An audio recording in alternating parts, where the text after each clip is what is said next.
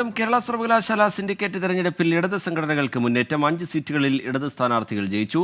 ഒരു BJP സ്ഥാനാർത്ഥിയും ജയിച്ചു. VA ഗിരീഷ് ചേരുന്നുണ്ട് വിവരങ്ങളുമായി തിരുവനന്തപുരത്ത് നിന്ന്. ഗിരീഷ്, നേരത്തെ കോടതിയുടെ ഇടപെടലും തർക്കമുള്ള വോട്ടുകൾ എണ്ണരുത് എന്നുള്ള നിർദ്ദേശവും ഒക്കെ നമ്മൾ കണ്ടു. ഫലം നിലവിൽ വരുമ്പോൾ അതെങ്ങനെയാണ് ഗിരീഷ്? രാജ്യത്ത് കേരള സർവകലാശാല സിൻഡിക്കേറ്റിൽ നിലവിൽ ഫലമറിഞ്ഞ സീറ്റിൽ 5 സീറ്റ് ഇടതു സ്ഥാനാർത്ഥികളാണ് വിജയിച്ചത്. പ്രമോദ്, വിനോദ് കുമാർ, അജയ്, റഹീം, പ്രകാശ് എന്നിവരാണ് വിജയിച്ചത്.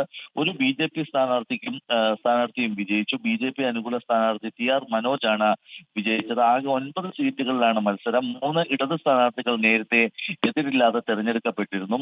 കേരള സർവകലാശാല ചരിത്രത്തിൽ ആദ്യമായിട്ടാണ് ഒരു BJP അനുകൂല സംഘടനയിൽ നിന്നുള്ള സ്ഥാനാർത്ഥി വിജയിച്ചു വരുന്നത് എന്ന പ്രത്യേകത കൂടിയുണ്ട്. നിലവിൽ ഇപ്പോൾ വോട്ടെണ്ണൽ താൽക്കാലികമായി നിർത്തിവെച്ചിരിക്കുകയാണ്. ഗവൺമെന്റ് കോളേജ് വിഭാഗത്തിൽ നിന്നുള്ള ഡോക്ടർ റഹീമിന്റെ വിജയത്തെ ചൊല്ലി ചെറിയ രീതിയിലുള്ള തർക്കമുണ്ടായതാണ് ഇതിന് കാരണം. ഈ വോട്ട് വീണ്ടും എണ്ണാനും ഇപ്പോൾ തീരുമാനിച്ചിട്ടുണ്ട്.